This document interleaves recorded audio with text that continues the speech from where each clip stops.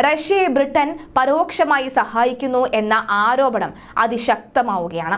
റഷ്യയിൽ നിന്നും ഇറക്കുമതി ചെയ്യുന്ന സംസ്കൃത എണ്ണ സംസ്കരിക്കുന്ന രാജ്യങ്ങളിൽ നിന്നുള്ള ബ്രിട്ടന്റെ ഇറക്കുമതി വർദ്ധിച്ചതോടെയാണ് ഈ ആരോപണം വരുന്നത്. സർക്കാർ കണക്കുകൾ വിശകലനം ചെയ്ത പരിസ്ഥിതി സൈറ്റായ ഡെസ്മോക് പ്രസിദ്ധീകരിച്ച റിപ്പോർട്ടിൽ പറയുന്നത് ഇന്ത്യ, ചൈന, തുർക്കി തുടങ്ങിയ രാജ്യങ്ങളിൽ നിന്നുള്ള എണ്ണ ഇറക്കുമതി വർദ്ധിച്ചു എന്നാണ്.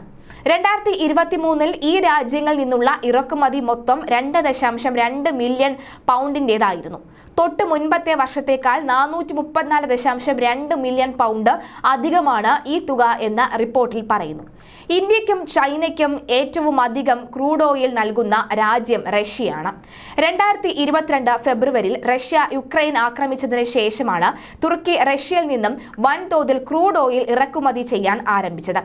റഷ്യ യുക്രൈന്റെ ഊർജ മേഖലയെ ലക്ഷ്യം വെച്ചാണ് പ്രധാനമായും ആക്രമണം നടത്തുന്നത്. വളരെ കുറച്ച് വൻകിട പവർ പ്ലാന്റുകൾ മാത്രമേ നശിപ്പിക്കാതെയോ ഭാഗികമായി പ്രവർത്തനരഹിതമാവുകയോ അവശേഷിച്ചിട്ടുള്ളൂ.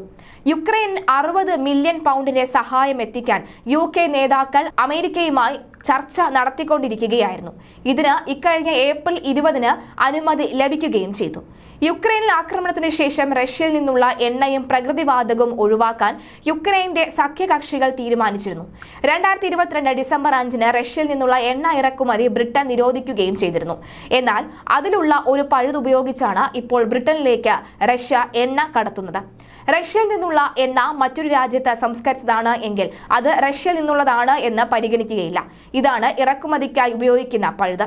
അതിന്റെ ഫലമായി റഷ്യ തങ്ങളുടെ സൗഹൃദ രാജ്യങ്ങൾക്ക് ക്രൂഡ് ഓയിൽ നൽകുകയും അത് സംസ്കരിച്ച ബ്രിട്ടനിൽ എത്തിക്കുകയുമാണ്. ഈ വളഞ്ഞ വഴിയിലൂടെയുള്ള എണ്ണ ഇറക്കുമതി യുക്രൈൻ യുദ്ധത്തിൽ റഷ്യയുടെ ശക്തി വർദ്ധിപ്പിക്കുന്നു എന്നാണ് ഇതിനെതിരെ പ്രചാരണം നടത്തുന്ന ഗ്ലോബൽ വിറ്റ്നസ് എന്ന സംഘടന വാദിക്കുന്നത്. മലയാളി വാർത്ത plus, like, share and subscribe.